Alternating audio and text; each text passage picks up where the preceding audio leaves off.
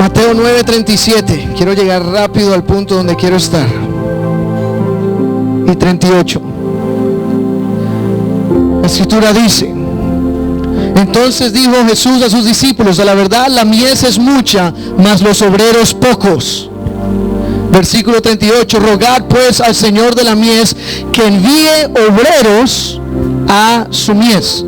Está hablando, la mies significa la cosecha de almas, la obra en la tierra del salvar almas. La mies es mucha, la obra es mucha. Hoy más grande todavía, tenemos casi 7 billones de personas en la tierra. La mies es mucha y el problema son los obreros, que hay muy pocos. ¿Por qué? Porque están sentados.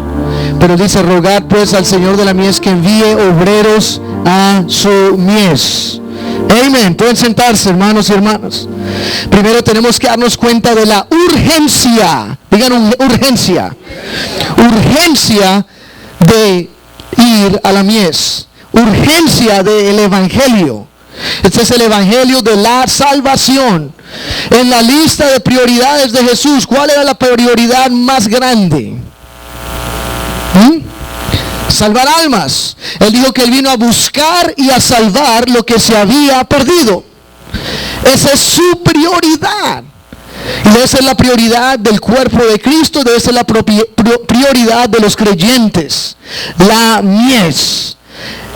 Llevar el evangelio a toda criatura. Usted no tiene que ser un predicador para llevar el evangelio a nadie. Usted no tiene que tener licencia, usted no tiene que ser una persona entrenada ni siquiera en homilética o en hermenéutica, como se dice en inglés, y todas estas cosas. No, usted no necesita eso. Usted lo único que necesita es el fuego del Espíritu de Dios. El Señor dijo: recibiréis poder cuando haya venido sobre vosotros el Espíritu Santo, y me seréis testigos. ¿Con qué? Solamente con el poder. Me seréis testigos en Jerusalén, en Judea, en Samaria y hasta los confines de la tierra. Lo único que necesitamos es el poder de Dios. Es la unción, es el querer, el deseo. Amén. No hay que tener títulos, no hay que tener cosas. Simplemente desear hacer algo para Dios. Mucha gente hoy está aburrida en las iglesias porque no tienen nada que hacer. Están sentados, escuchando, mirando. Nada emocionante sucede. Amén. Nada sucede. Es como que usted simplemente va por su rito, venir, poner la ofrenda, se va, se sienta, vuelve el próximo domingo y su vida espiritual está solamente como un 50% activada. Y uno sabe que una vida 50% activada es una vida que se empieza a volver miserable. ¿Por qué? Porque eso es todo lo que hay en mi vida, no hay nada más. Pero cuando vamos a la palabra de Dios vemos cosas completamente diferentes.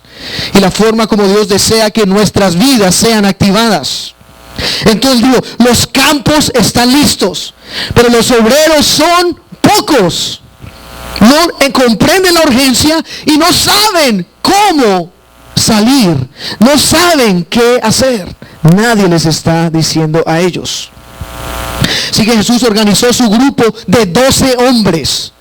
¿Sabe quién eran los 12 hombres de Jesús? Eran los hombres más entrenados desde la fundación del mundo. Eran los hombres más conocidos en el hebreo antiguo, en toda clase de lenguajes, griego, conocedores de la palabra de arriba y abajo. Amén.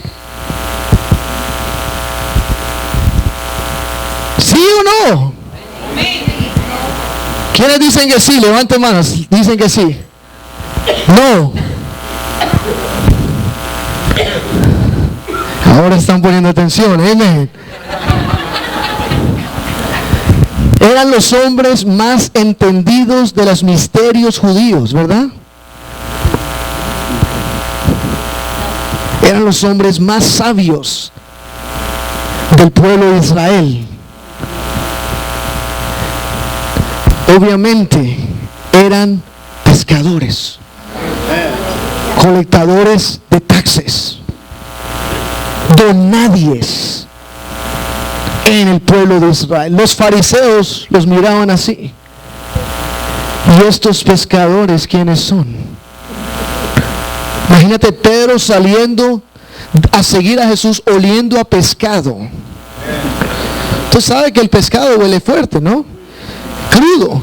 Pescado es delicioso. Pero si usted se va a pescar de verdad, yo sé que hoy en día vamos a la tienda y compramos el pescado, pero antes no era así. Usted tenía que ir a pescar el pescado, tenía que destripar el pescado, quitarle todas las escamas al pescado, limpiarlo, y cuando usted termina eso, usted no puede salir a una cita en ese momento. Uno queda con escamas por todo lado, tripas por acá, corazón, riñones, sangre. Así queda uno. Es normal. Y ni se diga las vacas. No vamos a ir ahí. Pero la gente salía de ir pescar, los tres más cercanos a Jesús, Juan, Santiago y Pedro, los tres pescadores, y salieron oliendo a pescado a seguir al Señor. Y esos son la fundación del cuerpo de Cristo espiritual mundialmente. Esos tres hombres eran los más cercanos al Mesías.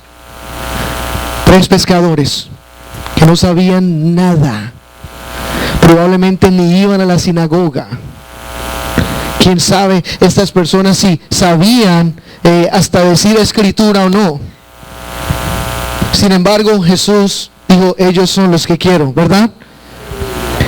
Y los escogió a 12 para esparcir el evangelio por todo el mundo. Wow. ¿Será que nosotros hubiéramos escogido a esos si fuéramos Jesús? Probablemente no, ¿verdad? Entonces, ¿qué es lo que hace el Señor? Nos envía a todos y más adelante consigue a uno nuevo que se llama Pablo. Y ahora quiero que vayamos al libro de Hechos. Este es el libro de la actividad de la iglesia. Y en el libro de los Hechos empezamos a ver algo también. Hechos capítulo 18, versículo 1. Veo lo que dice la palabra. Hechos 18, versículo 1. Vamos a leer varios versículos aquí. Después de estas cosas, Pablo salió de Atenas y se fue a Corinto. Y halló a un judío llamado Aquila, natural del Ponto, recién venido de Italia, con Priscila su mujer, por cuanto Claudio había mandado que todos los judíos saliesen de Roma. Fue a ellos, verso 3, y como era del mismo oficio, se quedó con ellos y trabajaban juntos, pues el oficio de ellos era hacer tiendas. Ellas hacían carpas. Versículo 4. Y discutía en la sinagoga todos los días de reposo y persuadía a judíos y a griegos. Entonces estaba yendo a la sinagoga a predicar constantemente. Versículo 5. Y cuando Silas y Timoteo vinieron de Macedonia, Pablo estaba entregado por entero a la predicación de la palabra, testificando a los judíos que Jesús era el Cristo. Versículo 6. Dice: pero oponiéndose y blasfemando estos, les dijo, o sea, los judíos empezaron a oponerse y a blasfemar. Les dijo, sacudiéndose los vestidos, vuestra sangre sea sobre vuestra propia cabeza, yo estoy limpio, desde ahora me iré a los gentiles. Ustedes no querían escuchar, me voy a otros. Versículo 7. Y saliendo de allí se fue a la casa de uno llamado Justo, temeroso de Dios, el cual estaba junto a la sinagoga. Salió de la sinagoga y se fue a la casa de Justo, que estaba al lado de la sinagoga. Y Justo no era ningún fariseo, no era ningún saduceo, no era ninguno del Sanhedrin, Sanedrín, de los oficiales de los judíos, no era sumo sacerdote, era simplemente, dice que era ¿qué? Temeroso de Dios. ¿Hay alguien aquí temeroso de Dios? Temeroso de Dios. Hay una diferencia en ser un religioso profesional a ser un temeroso de Dios. Simplemente temor de Dios. Y cuando él entró a la casa de este temeroso de Dios, cosas comenzaron a suceder en Corinto. Hasta leemos en el próximo versículo, dice: En el versículo 8, y Crispo, el principal de la sinagoga, creyó en el Señor con toda su casa. Pablo salió de la sinagoga, se fue a la casa de al lado a predicar el evangelio en un hogar, en la casa de Crispo, en la casa de Justo, y de repente el líder de la sinagoga ahora creyó. Y el líder con toda su casa de esa sinagoga se volvió cristiano. Es más adelante leemos que tuvieron que contratar a otro líder, a Sóstenes, porque Crispo ya no estaba. Crispo ahora era un cristiano ferviente. Él y toda su casa creían y eran bautizados. Amén. Esto estaba sucediendo cuando Pablo salió del mundo profesional y empezó a ir a las casas. Amén. Y se fue a la casa de Crispo y sacó el evangelio del lugar donde no era recibido. Y lo llevó al lugar donde sí es recibido, en los hogares. Es algo increíble como vemos como Pablo luchó con tantos. El problema en los días de Jesús era que los fariseos y saduceos estaban tan tiesos, tan duros, que no podían recibir la palabra de Dios. Eran tan profesionales que no tenían temor de Dios ni corazón para Dios. Entonces, ¿qué hizo Jesús? Jesús se fue a los simples, ¿verdad? Jesús dijo, yo no vine a los justos, sino a los pecadores. Yo vine a los que tienen hambre y sed de justicia, a los que necesitan de Dios. Amén. Porque hay muchos que no necesitan de Dios. Dice, Él lo trajo y peleó y luchó con los religiosos de su propio mundo, de su propia nación. Y se fue a los publicanos, a los pecadores, a las calles, a llevar el evangelio por todo lugar. Y Pablo le tocó hacer lo mismo. Llevó el evangelio a las sinagogas hasta que lo sacaron a piedras de alguna, no lo escucharon, blasfemaron, se fue a las casas. Luego se fue en Efeso, se fue a las plazas a predicar en las plazas. Se fue a todo lugar donde no estaban los religiosos. Y se fue a llevar el evangelio. Y muchas señales y prodigios sucedían.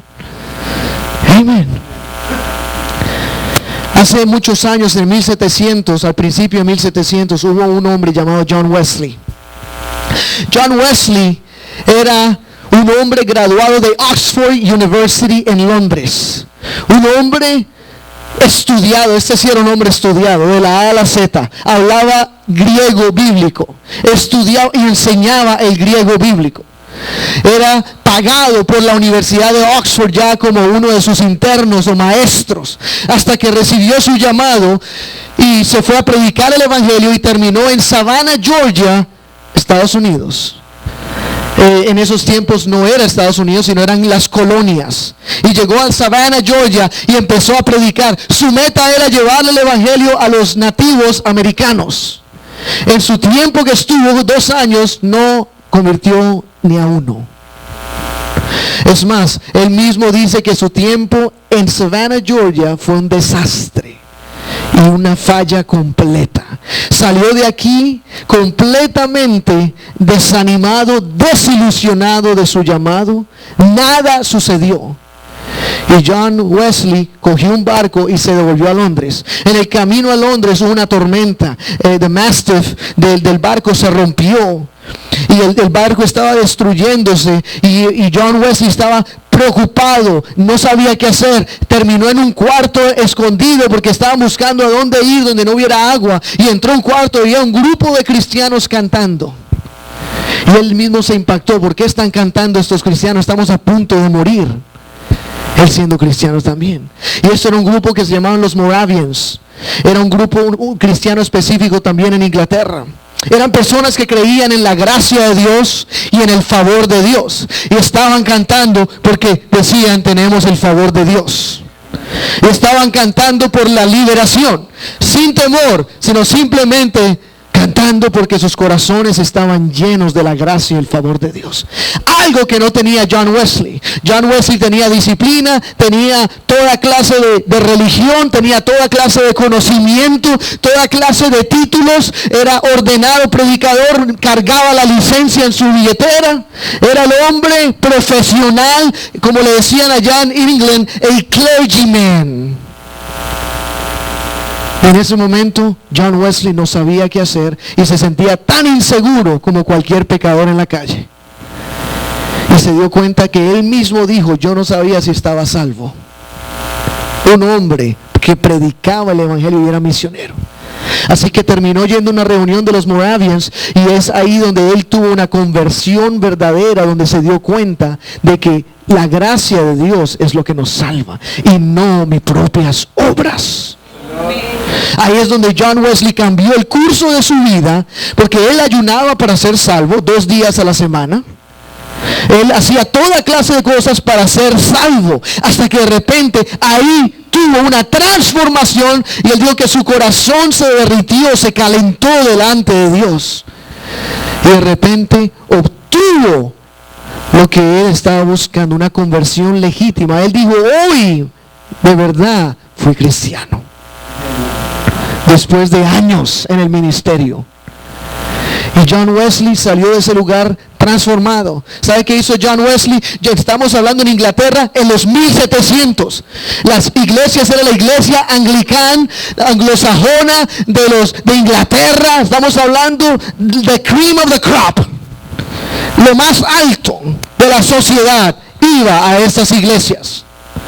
Y se para John Wesley en su primer sermón evangelístico en una de estas iglesias profesionales, y él dice, yo soy un pecador. Y la gente empezó a pararse y decir, oye, ¿qué está pasando?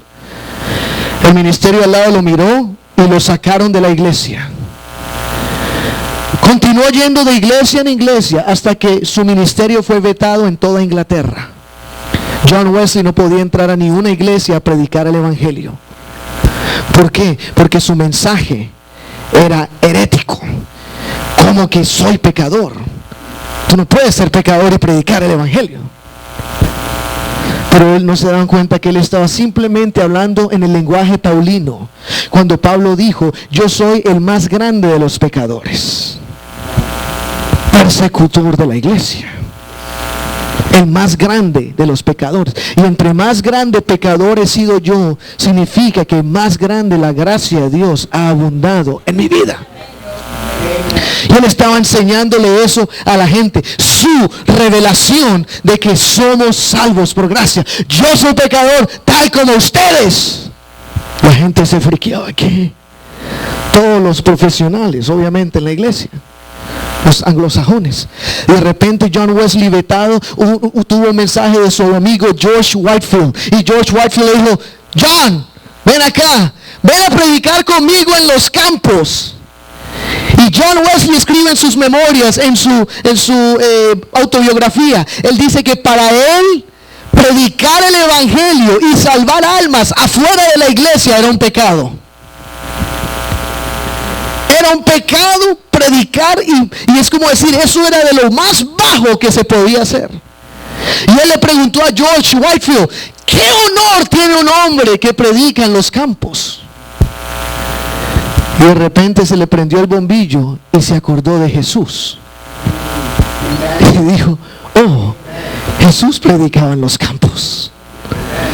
El sermón del monte, el sermón más famoso de toda la historia, fue en los campos. Y ok, wow.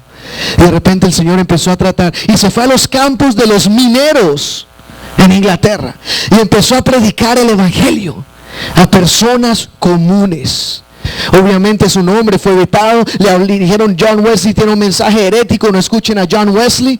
Y empezó a tener masas y masas y masas que se reunían afuera en los campos. Y él empezaron a ser llamados los metodistas, los cristianos metodistas, porque empezaron a tener método y hablaban del método. Y el método era que hacían estas reuniones grandes, y luego John Wesley dijo, los vamos a organizar en grupos pequeños. Y luego hizo lo más controversial. Esto fue lo que puso la cereza arriba, que ya prácticamente ahí sí fue vetado absoluta. Ya dijeron, es como le dijeron a Jesús los fariseos: tú tienes un demonio. Así le dijeron los fariseos a Jesús. John Wesley se atrevió a usar en el ministerio personas que no eran licenciadas, personas que no habían sido ordenados por la iglesia en Inglaterra, y los agarró de las minas, les habló del mensaje de salvación y le dijo: ok, te necesito que pastorees este grupo. Luego agarró a otro: necesito que pastorees este grupo. Y empezó a crear una fortaleza de ministerio de personas que no eran ministros, sino que eran, en los términos en inglés, laymen, personas que se sentaban en los púlpitos nada más, que venían a escuchar. Y porque teníamos el púlpito en the pew, teníamos la gente en los asientos que eran prácticamente los escuchadores, y luego teníamos acá arriba the professional clergymen, los ministros profesionales. Y John Wesley dijo: no tengo tiempo de esto.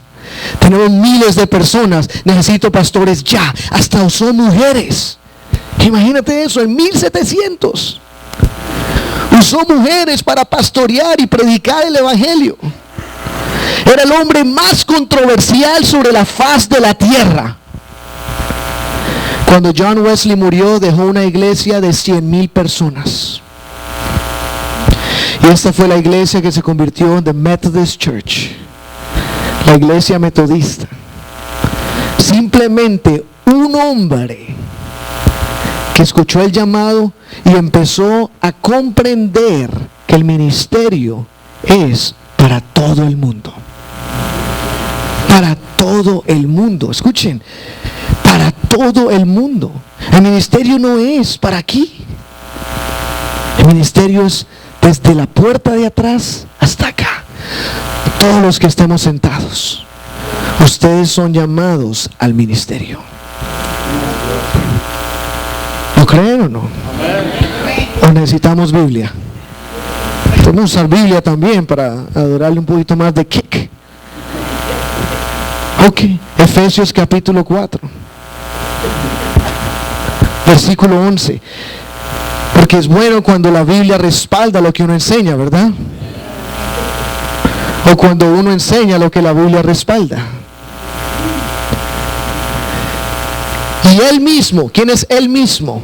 Dios, Jesús, Él mismo constituyó a unos apóstoles, a otros profetas, a otros evangelistas, a otros pastores y maestros. Paremos ahí. El Señor hizo lo que llamamos hoy el ministerio quíntuple, que es las 5 ramificaciones del ministerio espiritual del cuerpo de Cristo. Hay apóstoles, hay profetas, hay evangelistas, hay pastores y maestros. Esto es algo que Dios designó. Él agarró la iglesia y dijo: necesito personas que trabajen en estas dimensiones. ¿Por qué? Con una razón. Versículo 12 nos dice por qué. Dice: a fin de perfeccionar a los santos para la obra del ministerio.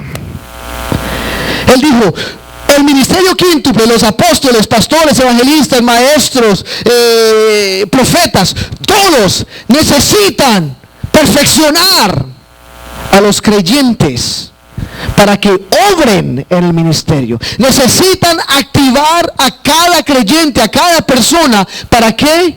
Para la obra del ministerio. Cada persona acá, el Señor te está llamando ¿a dónde? Al ministerio. Al ministerio. El cuerpo de Cristo, no hay una banca para sentarse. Eso lo creamos nosotros. Es más, cuando vamos al Antiguo Testamento, había la banca de sentarse. En el Antiguo Testamento habían 12 tribus de Israel. Y en esas 12 tribus había solamente una tribu que eran ministros. Era la tribu de Leví. Los levitas, separados para el ministerio, ¿verdad? Separados para ministrar en el templo. Y todas las 11 tribus estaban alrededor de los levitas. Pero cuando llegamos al Nuevo Testamento las cosas cambian. Porque Pedro, el apóstol Pedro nos dice que vosotros sois real sacerdocio, pueblo adquirido, nación santa. ¿Quiénes? Todos los creyentes. Es más, Pedro le estaba hablando a los gentiles en esa carta. Vosotros sois real sacerdocio. Todos aquí. Es más, en Apocalipsis dice que somos llamados a ser reyes y que sacerdotes. Todos tenemos una actividad en el Espíritu de Dios, en el cuerpo de Cristo. Y ese es el problema, que de repente no tenemos que hacer. No sabemos qué hacer. Lo ideal es que cuando nos reunimos en el día del Señor, venimos a alabar a Dios, a escuchar de pronto instrucción. Lo más importante es venir, congregarnos, unirnos unos con otros, animarnos unos a otros, levantar nuestros espíritus, nuestros ánimos, cargar nuestras baterías. ¿Para qué? Para salir al campo de batalla. Porque los campos están listos. La mies es mucha, mas poco los laboradores.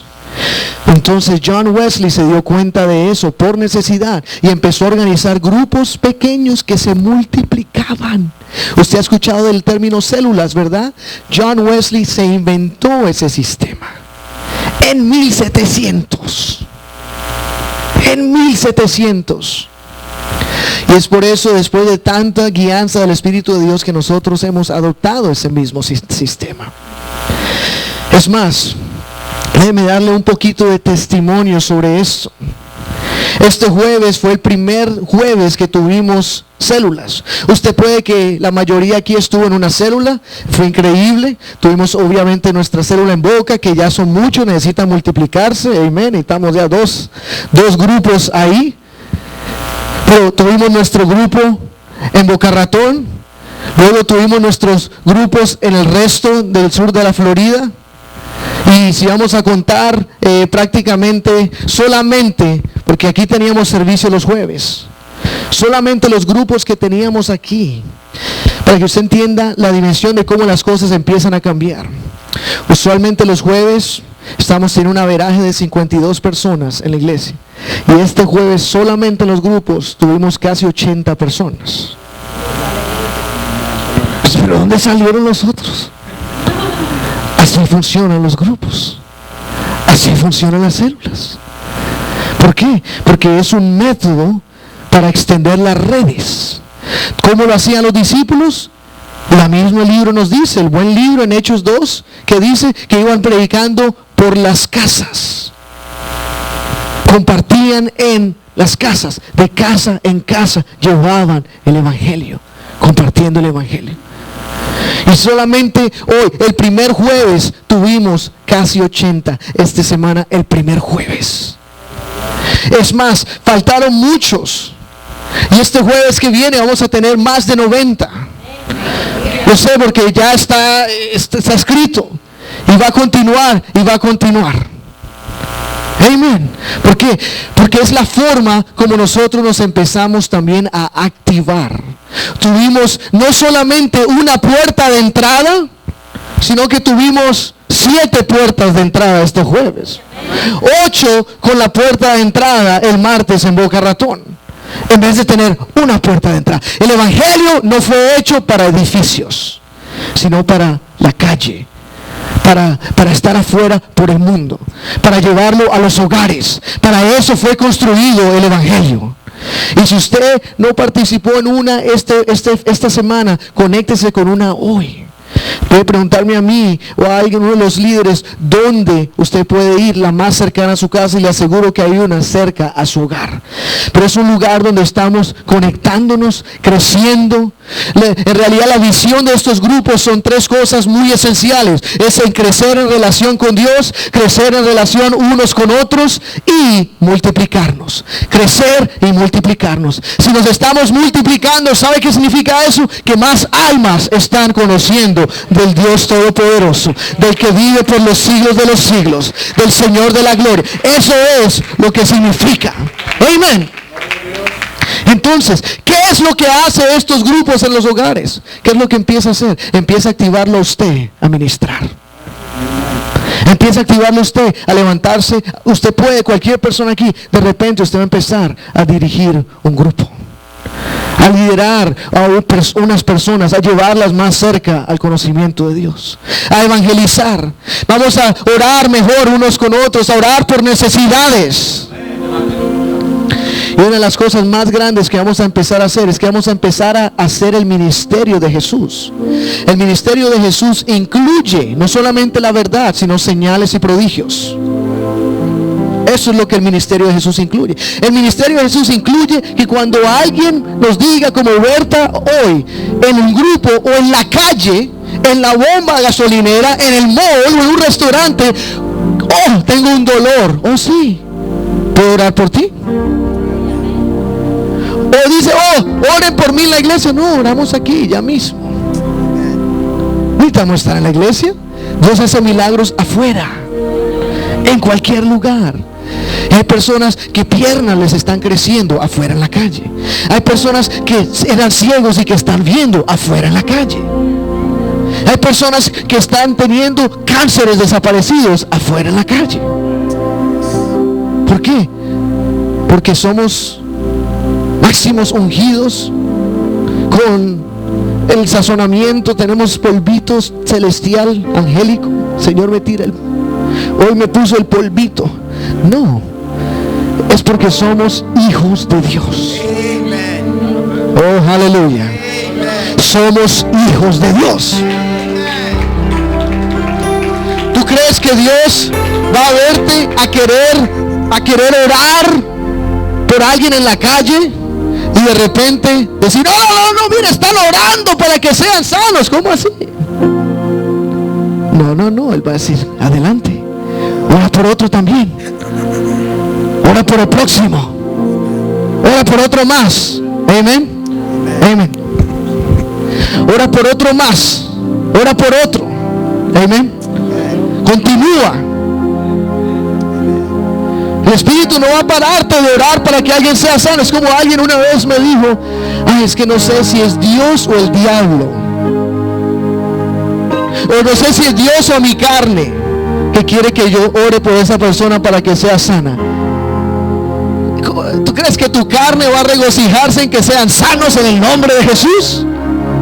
No, es el Señor que constantemente nos está llamando a que oremos para que veamos su gloria. Y esa es la otra mitad que está faltando todavía. Porque por eso muchos duermen en las iglesias. Porque no hay nada emocionante, que no hay nada que usted pueda decir. No hay nada que usted salga, ¡oh! Miren, voy, si vieras, tú, cuando sales llamas a alguien en el carro, si vieran lo que acabó de suceder. Estaba en la calle y una persona ahí con un bastón y le dije que si podía orar por él y su pierna fue sana. ¿Tú no crees que eso va a empezar a crear un poquito de fuego en tu alma y en tu interior? Decir, wow, no necesitamos Biblia. Volvemos a la Biblia. Amén. Marcos 16, versículo 16. Vamos a escucharlo mejor en las palabras del Maestro. El que creyere y fuere bautizado será salvo, mas el que no creyere será condenado. Versículo 17. Y estas señales seguirán a los que creen. En mi nombre echarán fuera demonios. ¿Sí lo está leyendo o no? En mi nombre echarán fuera demonios. ¿Alguien lo cree? ¿Hay demonios en el mundo o no? Esto es fantasía. Nada más hay que ver la agenda homosexual para darse cuenta que el espíritu del inicuo está obrando fuertemente en la tierra. Para que usted se dé cuenta que no es una fantasía. De personas entrando a un teatro y fusilando a toda la gente. Y luego decir, ni me di cuenta. ¿Qué es eso? Se llaman demonios. Echarán fuera demonios, hablarán nuevas lenguas por medio del ser lleno del Espíritu Santo. Versículo 18 dice: tomarán en las manos serpientes, y si bebieren cosa mortífera no les hará daño. Sobre los enfermos pondrán sus manos y sanarán. Déjame aclarar la primera parte, que mucha gente se cruzaron los ojos. ¿Cómo así? Tomar en las manos serpientes no es ir a agarrar serpientes. Está hablando del mundo, del espíritu del enemigo. Está hablando de las serpientes. Eso se refiere al diablo, a las cosas del enemigo, que en esos tiempos era muy popular envenenar a las personas. Esa era una de las formas más claras como se mataban personas, envenenándolas. Y él dice: hasta cuando te traten de envenenar, tú ni sabes, tú dices: oh, que gloria a Dios. Y la gente espera y empiezan a contar con el pie, porque no había reloj. 2, 3, 4, 5. Dice: oye, ¿qué pasó?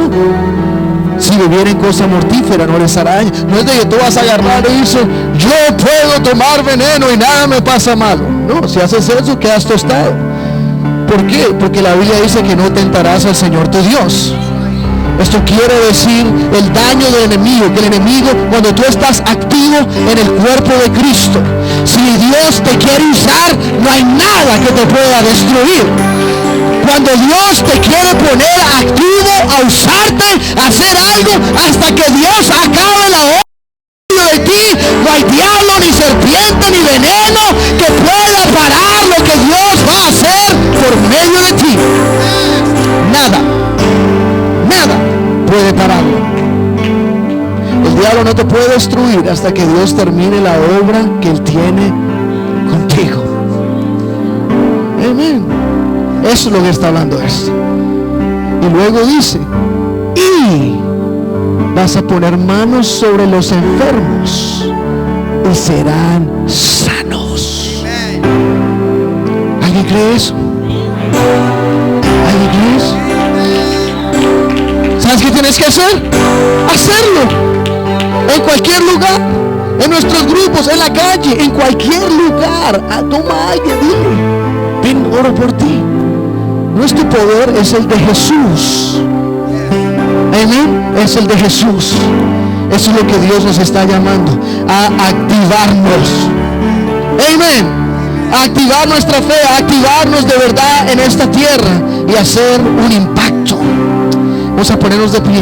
Necesitamos hoy en día una revolución de personas aquí. Usted está cansado de la iglesia en común. Usted está cansado o cansada de ritos religiosos. Amén. Usted está cansado o cansada simplemente de pasar por movimientos, emociones, o simplemente darle la misma vuelta a las cosas. Sí, el pueblo y el mundo afuera está cansado de eso. ¿Sabe qué es lo que quiere el mundo? El mundo quiere jóvenes que van a agarrar y decir: ok, déjenme orar por ustedes para que sean sanos. Hay jóvenes afuera en la calle orando por personas y son sanas. Hoy en día, jóvenes de edad de 15, 14 años están orando por enfermedades, están orando y bastones se quedan en los moles, están orando y piernas rotas son restauradas hoy en día aquí. Amén.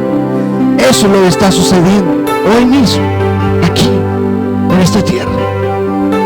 Entonces vamos a ver qué es lo que le vamos a dar al Señor. ¿Qué es lo que yo necesito? Necesito activar mi fe. Dejemos el protocolo a un lado. Estoy pidiéndole a esta iglesia: dejemos el protocolo a un lado. Usted necesita empezar a hacer lo que Dios lo llamó a usted a hacer. Amén. No más protocolo. Imponga sus manos, ore por fe y vea la gloria de Dios, lo que Dios va a hacer en la vida de las personas. Véalo con sus propios ojos. Con sus propios ojos vas a ver.